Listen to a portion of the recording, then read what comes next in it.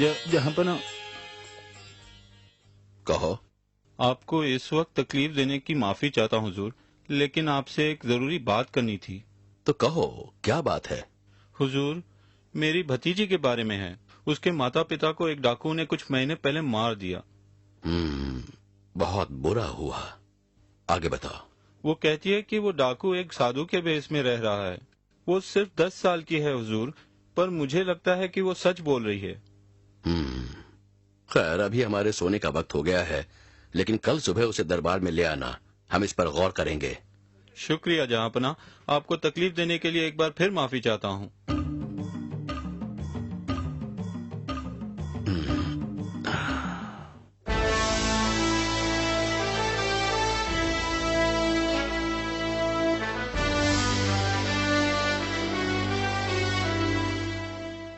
बीरबल, सुखदेव सिंह जी, कल रात हमारे एक भरोसेमंद और वफादार सिपाही ने हमें अपनी एक समस्या बताई। हुजूर, हमें बताएं हम कैसे मदद कर सकते हैं, और समस्या क्या है हुजूर? सुखदेव सिंह जी, हमने आपको अपनी राजधानी और इसके चारों ओर आसपास के इलाकों के सारे डाकुओं को पकड़ने का काम सौंपा था। उस सिपाही ने हमें बताया कि एक डाकू ने कुछ महीने पहले उसके भाई को मार डाला। बताइए, क्या आपने सारे डाकुओं को गिरफ्तार कर लिया है? हुजूर, हम तकरीबन सबको पकड़ने में कामयाब हो गए थे, सिवाय एक डाकू के जिसको हम नहीं पकड़ पाए। उसकी तलाश अब तक जारी है और वो शायद छुपा बैठा है। मुझे यकीन है कि हम उसे जल्द ही पकड़ लेंगे। वैसे भी पिछले 3 महीने में ऐसी कोई वारदात नहीं हुई है। आपका मतलब है कि एक डाकू अब भी आजाद है? लेकिन हुजूर, आप समस्या बताइए, शायद हम मदद कर सकें। उस सिपाही ने हमें बताया कि उसकी भतीजी ने उस डाकू को पहचान लिया है, मगर वो एक अंधे साधु के भेष में रह रहा है। हम एक छोटी सी बच्ची का यकीन भला कैसे करें? और फिर काफी लोग उस साधु की शक्ति में विश्वास करते हैं। हुजूर, कोई भी जादूगर अपने माया जाल से गरीब भोले भाले लोगों को अपने चमत्कारों से लुभाता है। थोड़ी सी जानकारी मिलने पर हम सच्चाई का पता लगा सकते हैं। क्यों ना हम उस सिपाही और उसके भतीजी को मिलकर उनकी कहानी सुने? हाँ, हम भी यही सोच रहे थे। सिपाही, दिलावर सिंह और उसकी भतीजी को दरबार में पेश किया जाए।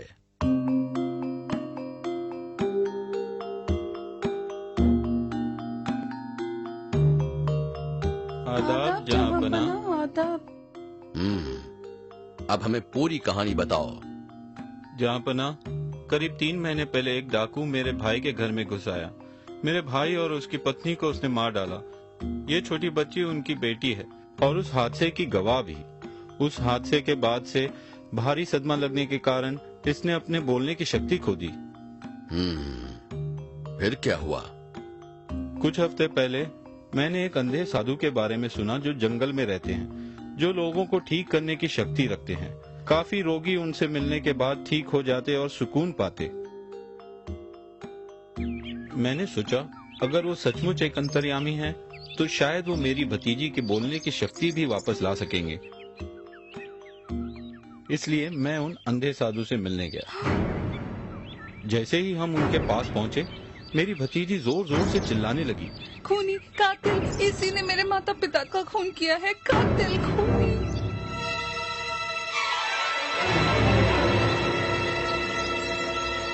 ये लड़की क्या बोल रही है? इसे चुप कराओ।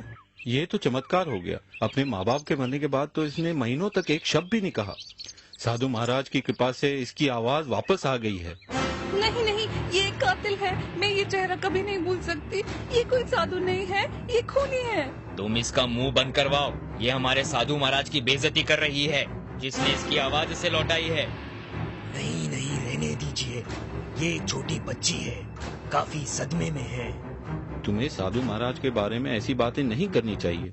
उन्होंने तुम्हारी आवाज वापस लौटाई है। ये साधु नहीं, खूनी है।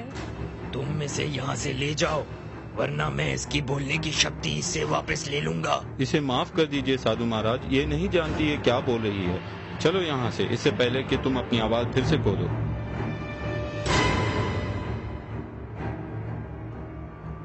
जहाँपना, मैं इसे घर ले गया, पर अब ये जिद कर रही है कि वो वही चेहरा था और कि ये सच बोल रही है।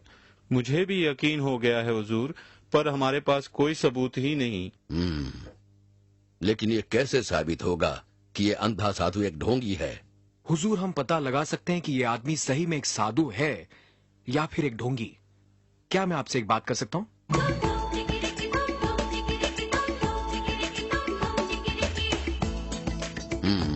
ठीक है, हम कल खुद जाकर उस साधु से मिलेंगे।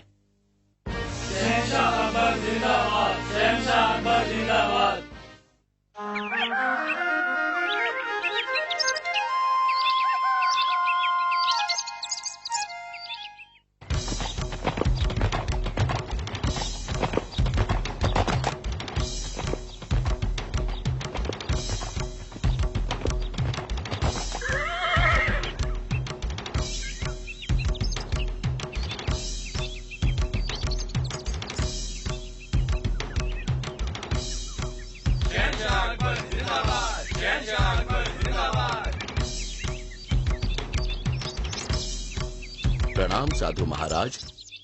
आओ बेटा। हमने आपकी शक्ति और चमत्कारों के बारे में इतना कुछ सुना है कि हमें आना पड़ा।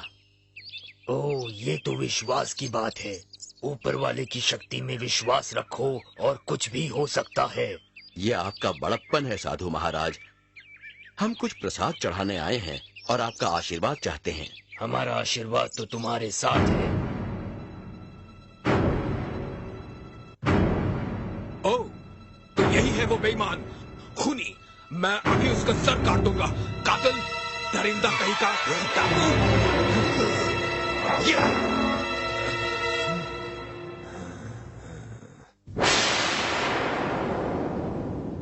तो तुम अंधे हो? हाँ, सिपाहियों, इस नकली साधु को गिरफ्तार कर लो।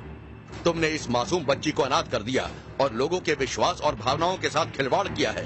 इसके लिए हम तुम्हें मौत की सजा सुनाते हैं। ले जाओ इस आदमी को।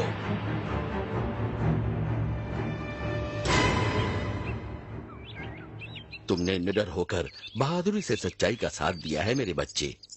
इसके लिए तुम्हें इनाम दिया जाएगा। शुक्रिया जहांपना। शुक्रिया जहांपना। शुक्रिया अदा करो बीरबल का। उसी के कारण इस ढोंगी साधु की असलियत सामने आई।